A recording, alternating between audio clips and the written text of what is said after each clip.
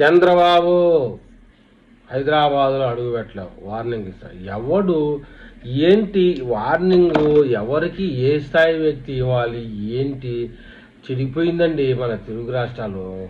మొత్తానికైతే కొంతమంది రాజకీయంగా ఫేమ్ కావడం కోసం ప్రాంతీయవాదాన్ని రెచ్చగొడుతూ బెదిరింపులతో పుట్టబోసుకుంటా ఉన్నారు. వాళ్ళ గురించి ఒక నిపుణుడు కొన్ని మాటలు మాట్లాడుతున్నాడు. ప్రాంతీయవాదం రెచ్చగొడుతూ బెదిరింపులతో పుట్టబోసుకునే కంటే దేవుడు కాళ్ళు చేతులు బాగానే ఇచ్చాడు కదా, ఏదైనా పని చేసుకొని బతకచ్చు కదా అంటున్నాడు.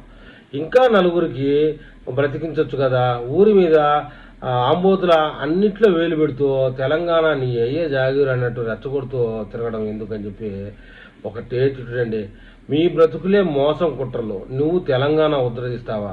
మీ తండ్రిదండ్రులు అటు చంద్రబాబు నాయుడు కింద, నందమూరి ఎన్టీఆర్ సీనియర్ ఎన్టీఆర్ కింద బతికి అంతో ఎంతో రాజకీయంగా ఎదిగినోళ్ళు ఇవాళ చంద్రబాబు నాయుడిని నువ్వు తెలంగాణలోకి రాలేవని వేస్తుంటే వినడానికి చూడడానికి జుగుప్సాకరంగా ఉంది. నువ్వు రాజకీయంలో ఏమి ఎక్కువ వస్తావు, నీ భవిష్యత్తు ఏముంటుంది రాజకీయంలో అని కూడా అనుకోవాలి. నువ్వు తెలంగాణ ఉద్ధరిస్తావా? జగన్ ఎంగిలి మెతుకుల కోసం ఏదైనా చేస్తావని కూడా తిరుగుతున్నారు.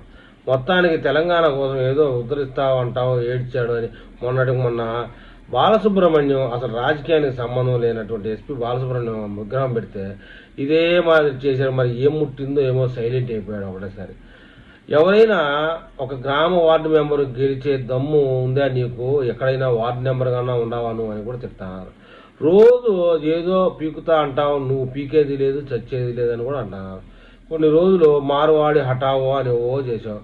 ఎస్పీ బాలసుబ్రహ్మణ్యం విగ్రహం తీసేస్తా అని తొడలు కొట్టావు. ఎక్కడ చీమ చుట్టుకు అన్నా అక్కడ ప్రత్యక్షమై ఊగిపోతా ఉంటాడంట ఇతను. ఆ చేతుల చిల్లర పడితే కూల్ అయిపోతావట. చూడు మరి ఎంత బ్యాడ్ నేమో నీకు.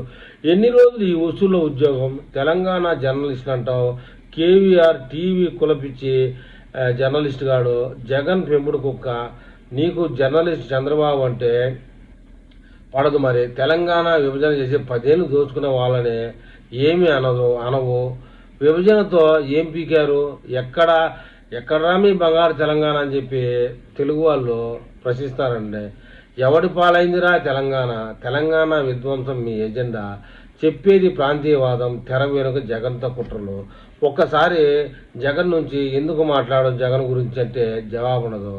తెలంగాణ దోచింది పంచారెడ్డి కాదా అంటే రాజశేఖర్ రెడ్డి.